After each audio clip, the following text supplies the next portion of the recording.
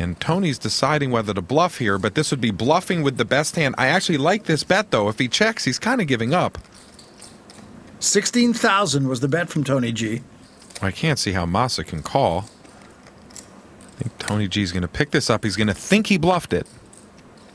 But we all know that he was bluffing with the best hand. I like his fighting spirit, though, and yes, well, another balk, and Masa folds. Service. Service, you call it, huh? And he stopped playing me heads up. That was one mark. The gravy train stopped. He calls it service all the time. So, after the first several hands in this session, Patrick Antonius remains the big stack, a gate of 176,500 Australian dollars, about 160,000 US. 5 players still in the red, including, and perhaps surprisingly, this man right here, Phil Ivey. Well, I'm not really surprised. Phil just hasn't picked up any hands, and he really hasn't gotten in the game. He's not losing too much, and certainly one good hand would get him back in the black. Action now folding over to Patrick Antonius. Looking at a queen-jack offsuit. And he will raise to 5,600. Well, Phil Ivey with position on Patrick and a better hand. He's reaching for a call here. We'll see, he might raise. Oh, he just calls. Masa Kagawa now. Yeah, he's on the button with the suited hand. I would expect him to play. Most of these players have been calling with their suited hands, particularly if they can overcall and play a multi-way pot. He does call. Now Tony G with a 4-3. All I can say to our viewers is don't try this at home. I've seen a lot of these types of calls. You see he's reaching for a call here with 4 high. I would not recommend this type of action. We've been seeing it over and over again in this game so far. Chris Ferguson folds, and now Gus Hansen. A lot of very weak calls. And here's another call with a less than stellar hand. So 5 players will go to the flop. Pair of queens at an 8.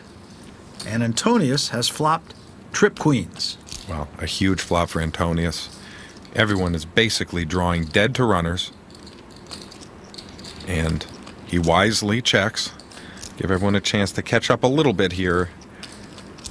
A lot of cards could come up here that give him action, or someone like Masa Kagawa could take a shot at this, and he is. 22,000. Yeah. That gets Gus Hansen out, but I doubt it's going to get this guy out. Well, I would expect Patrick to just call and continue the slow play. We'll have to see what he does here.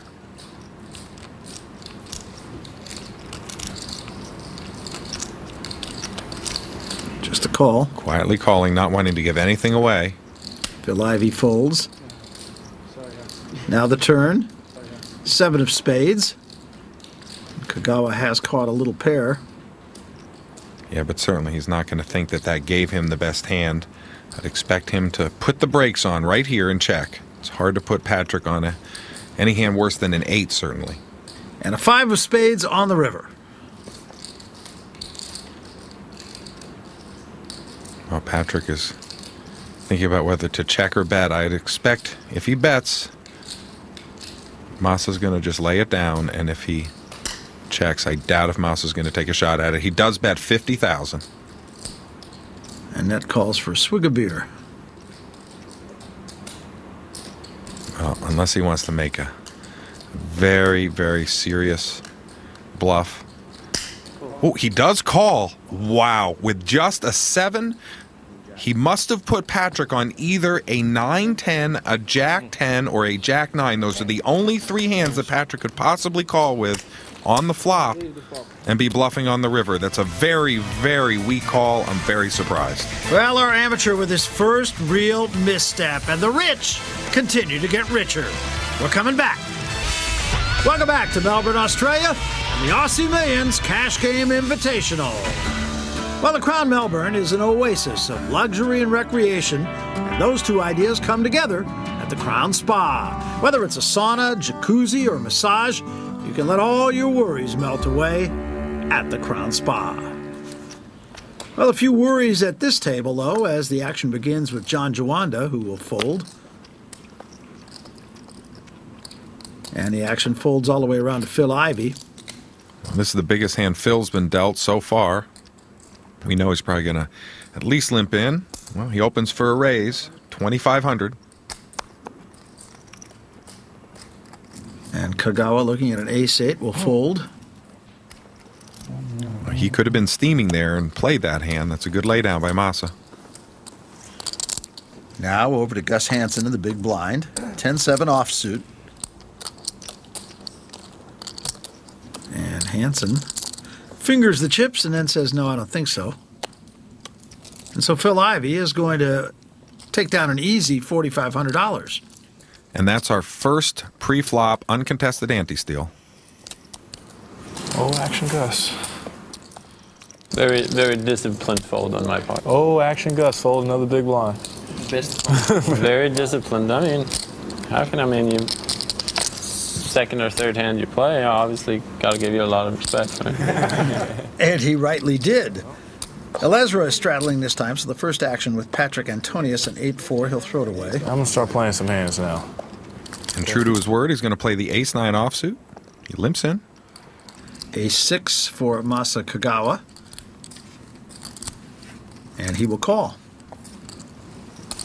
So now Gus Hansen with a pair of kings. Well, Gus usually doesn't slow play before the flop. I would expect him to raise and raise a solid amount. He's out of position here.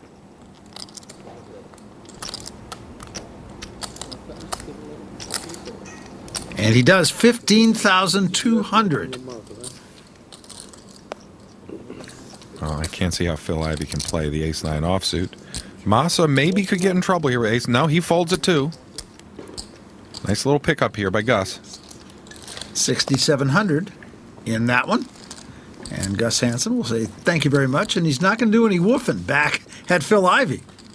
Taking the high road.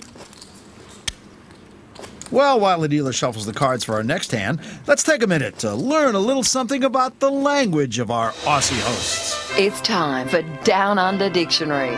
The word is duck's guts. The duck's guts? Duck's guts. Well, I assume that's the guts of a duck. That's like Duck's guts. That's like if you're Duck's guts is very, very simply pâté de foie gras. Duck's guts. Noun. The heart of the matter. The heart of the matter. Does anyone get these right? Airy fairy. airy fairy. Airy fairy. A hat. Is it some sort of bug? Airy fairy. Zero clue. That's the boat that runs up and down the river out here. Okay. I got nothing. I don't know. Airy fairy is a term that means a little insubstantial. Airy fairy. Adjective. Vague.